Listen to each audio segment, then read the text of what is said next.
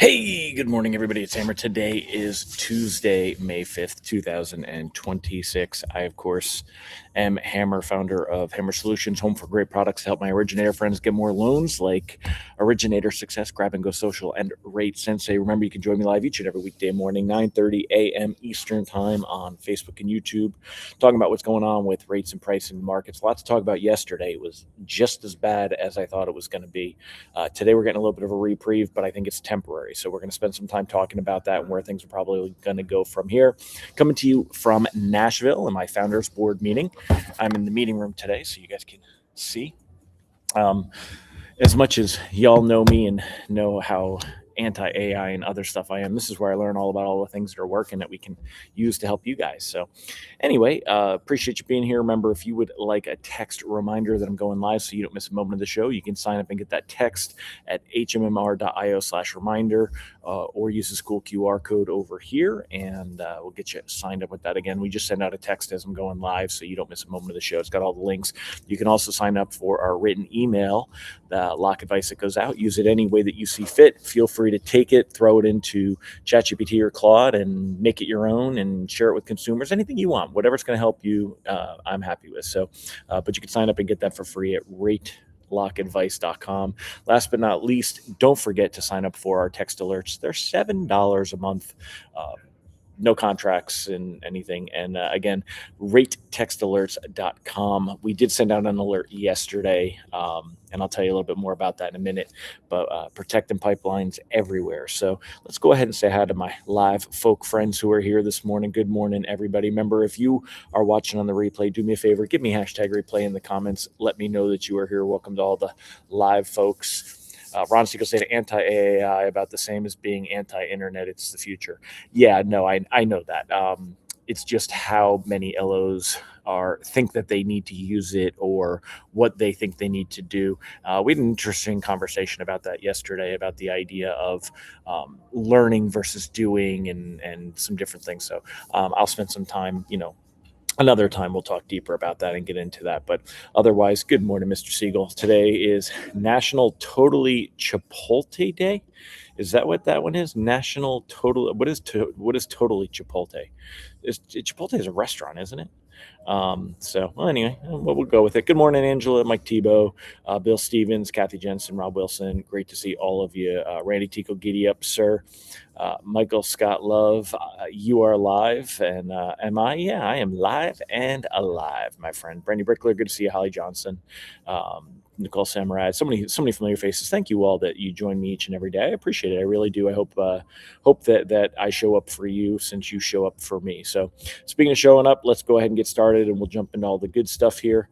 Let me share the screen. We'll get into the technicals. So we'll take a look first.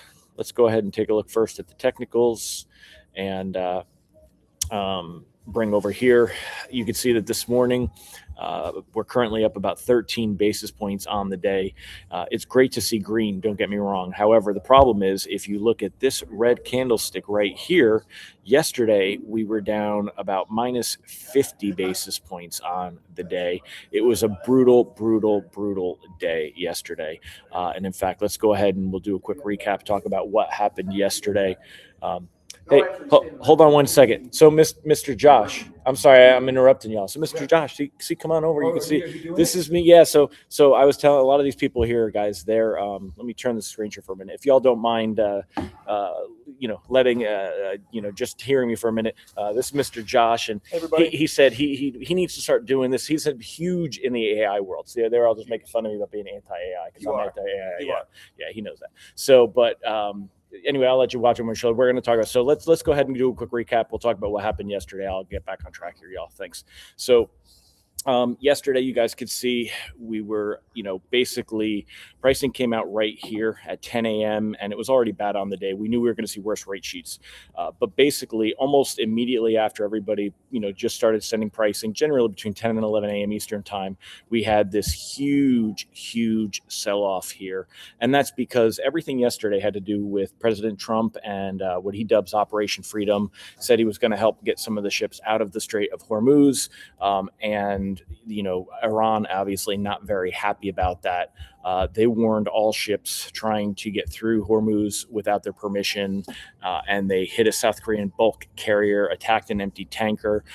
So, it was some military action, and there was a lot of concern in markets that that was going to blow up the ceasefire, that maybe we would start bombing again, and that oil would push up. And again, that magic number is $120 a barrel that we're watching. We don't want to see it go there. However, what happened is the Pentagon came out and they said that the actions were below the threshold for restarting the war. So they basically, they knew that they were going to cause some trouble, and they kind of left it there. But I do like what the chief of staff, Dan Kane, said. He said, no adversary should make or mistake our current restraint for a lack of resolve. So today markets are a little bit calmer, though. That's why we are up about 12 basis points on the day. You can see that here. So, but yesterday, to finish that recap, we saw a lot of reprices worse through the afternoon. Of course, we did send out our text alert to warn you guys, hopefully help you protect your pipeline. Remember, I'll throw it up on the bottom of the screen so you guys could sign up for those text alerts at www.ratetextalerts.com, and check those out. But this morning we've got a little bit of green. Again, we're up 10, 11, 12 basis points. Not enough to get excited about. It's just some recovery. I do think we can continue to see things worsen. Take a look back here. If we look at rate sheets, yesterday we were up at 6.56 is what you're seeing here, and that's almost as bad as where we were at the end of March 27th. You can see here, March 27th, 6.64. That was our worst level up here. We're still below that, but not far below that. And when we take a look at mortgage-backed securities and how that equates to it, March 27th, and that worst level was down here. If we draw a line across, you can see, we are still above that over here, but not significantly. We also want to be keeping a very strong eye on this 10-year Treasury yield. It's at 4.43 right now, and 4.43 is the support level. So we do have some technical support at the moment. Ron yesterday pointed out if we break 4.43, we're going to go up to 4.53 is the next support level. We don't want to see that happen. Hopefully we do see it hold, but it's all going to depend on what happens in the Strait of Hormuz today. If we see any more escalation, military escalation, all this will go out the window. The technicals will go out the window. So that's kind of there. So where does that put us as far as lock advice and everything else? Again, anything that's closing the next 15 days, I'm locking it for protection. There's just, you can't take the risk that we're going to see things continue to get higher until we actually see a resolution, until we see ships getting out the Strait of Hormuz. There is a lot of risk if we see more military action, if we start bombing again, it's going to get ugly. So we don't want to deal with that. Anything 15 to 30 days, you can cautiously float at the moment. We are on the high side of the range. Rates are a little bit higher, but you still got to look at locking it up, especially if it's closing 15 to 30 days out. We've got labor market data coming this week, and but all that's going to take a backseat to everything that's going on in Iran, guys. So it's, y'all know that, I know that. So let's take a look and see what you guys had to say on the comments here. Ron said, looks like the 10-year resistance held yesterday. Will it hold today? And that's it. But I still say the technicals will absolutely take a backseat. It'll hold as long as we see the ceasefire hold.